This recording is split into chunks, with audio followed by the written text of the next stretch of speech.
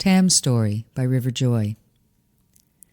I have been here for 4 years, 345 days, 4 hours, 56 minutes, 3, 4, 5, 6 seconds. I'm about 80% sure on those numbers. Down here you can really only top out at 80% sure of anything. There is no black and white like my old life. There are only shades of gray. Time passes in chunks and waves. It eats you alive because it is the biggest thing here. There were real worries on the surface, life and death worries. The only life and death down here is time. It takes up every inch of space the light touches. I even know the exact lengths of the 20 movies I rotate through. I have more, but I only let myself watch a new movie once a month. I have to keep some adventure. My days are exactly the same. I learned that early on. If novelty is not ever offered to you, monotony is the only answer. There is a problem with sleep down here. While it passes the time, it also brings me nightmares of the surface. I would wake up terrified or lonely or sad.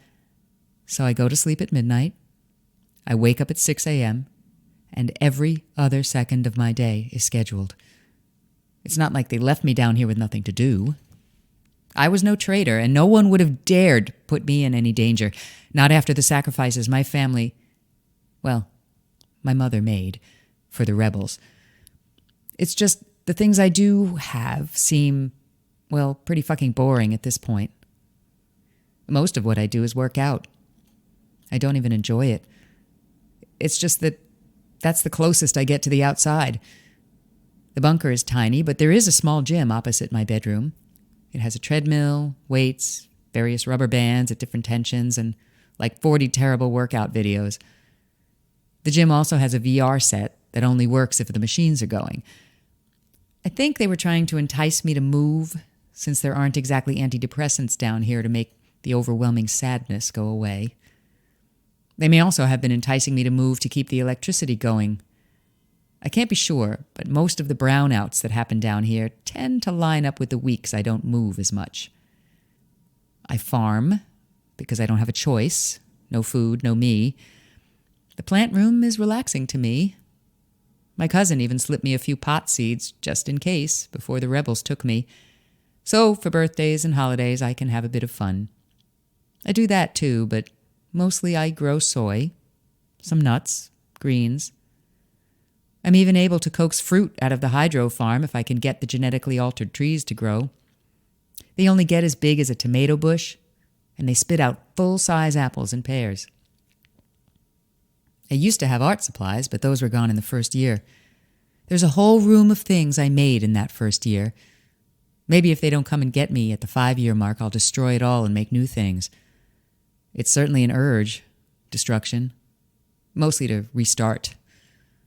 My mother used to tell me that sometimes it gets to a point where complete destruction is the only way to rebuild. There's a pile of books in all genres, many of them rebel literature. Wouldn't want me to get rusty on the rules while trapped in this hellhole.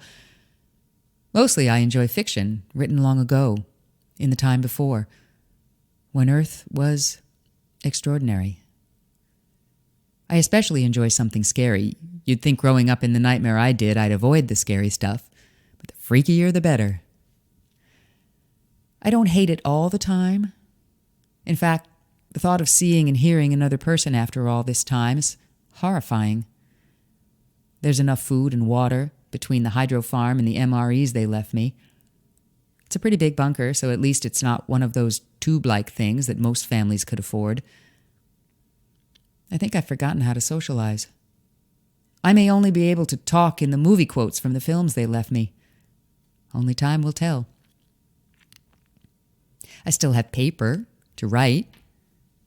I try to record my thoughts, mostly so they are out of my head onto the paper. There was a teacher in the first rebel camp my mother brought me to, Miss Tara.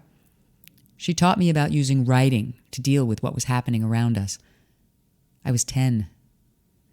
I think she may have been the only one to ever notice that I wasn't always thrilled at how much the work took my mother away from me. With VR, I can walk and run in places that don't even exist anymore, along a path in the woods, through monuments and great cities, amongst famous crowds. I have seen the world, though I have not left this place in almost 5 years. I'm lucky. It's been decades since anyone can travel outside of their immediate 100-mile zone. That's how I grew up. My world was so small. Now at least I get to see it as it was. Before.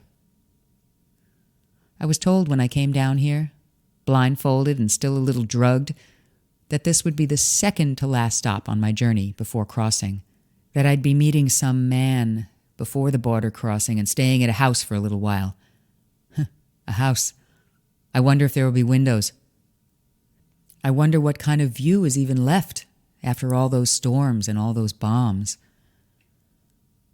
I am not important, at least not in the way anyone would assume.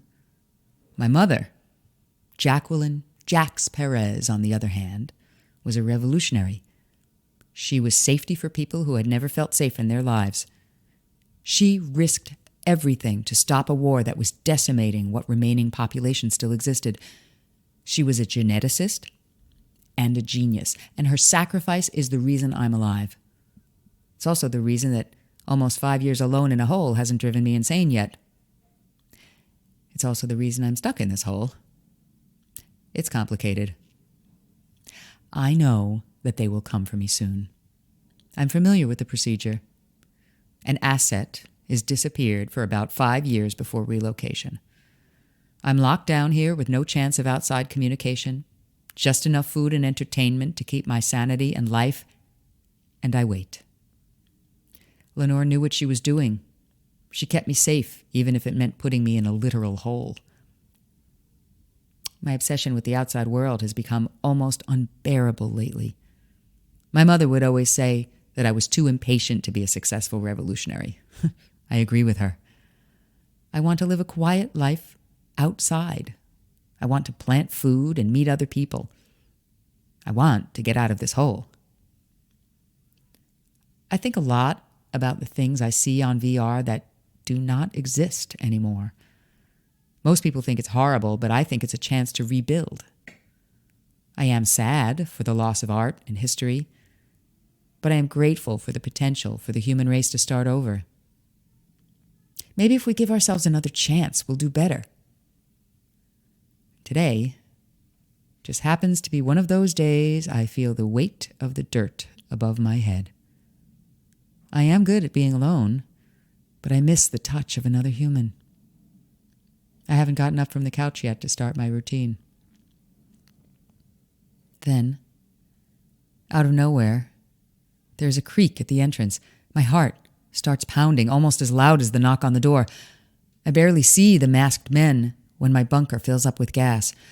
I smile as I feel the stranger's hands pull me up and out to the surface. "Welcome back, Ms. Tam."